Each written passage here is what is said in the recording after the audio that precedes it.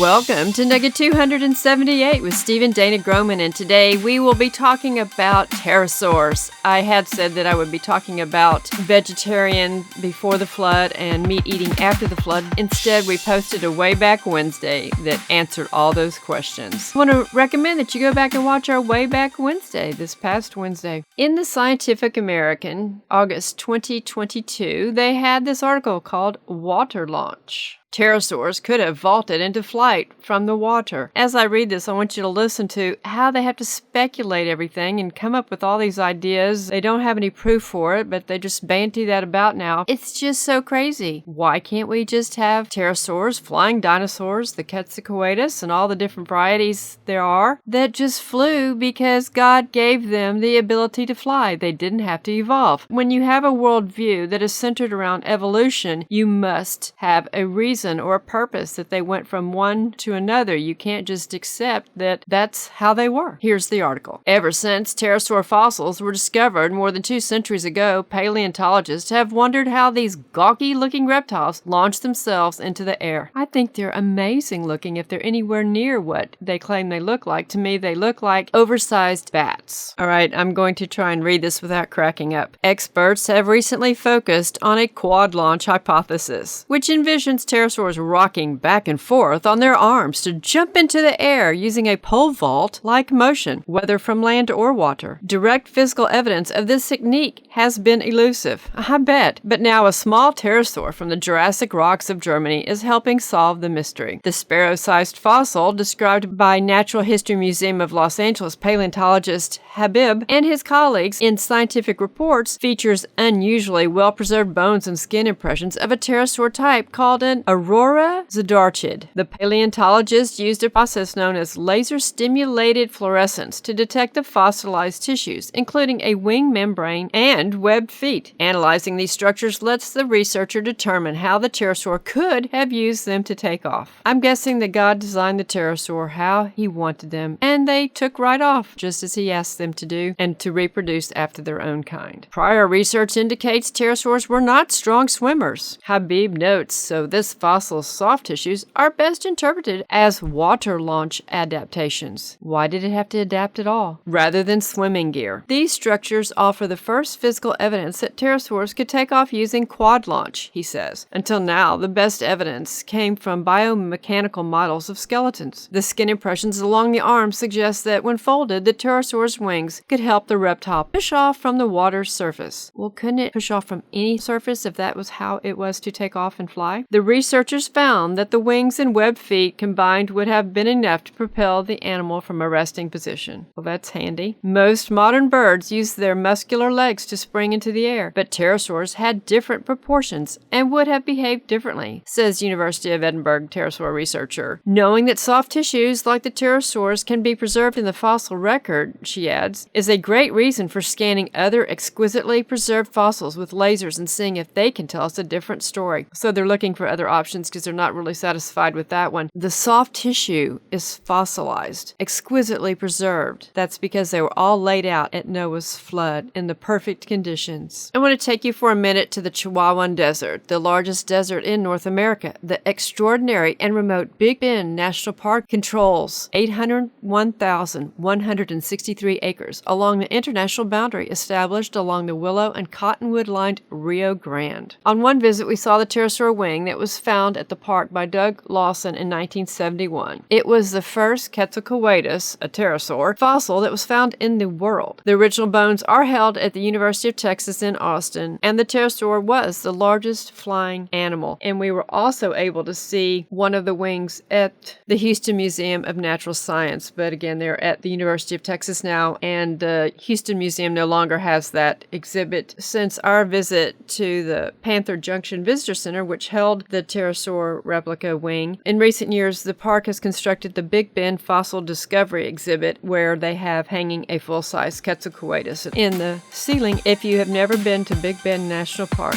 I want to encourage you to do so, and I might just have to do a nugget to encourage you a little more. We have a full lesson. It's lesson number 6, and it's called All About Dinosaurs, for those of you who want to learn more about the pterosaurs and the Quetzalcoatlus and other dinosaurs. If you appreciate our content, tell others and repost on your your social platforms. Help us grow our channels. And if you appreciate these videos and you can partner with us on a monthly or one-time basis, you can call us at 603-616-8907. Thank you.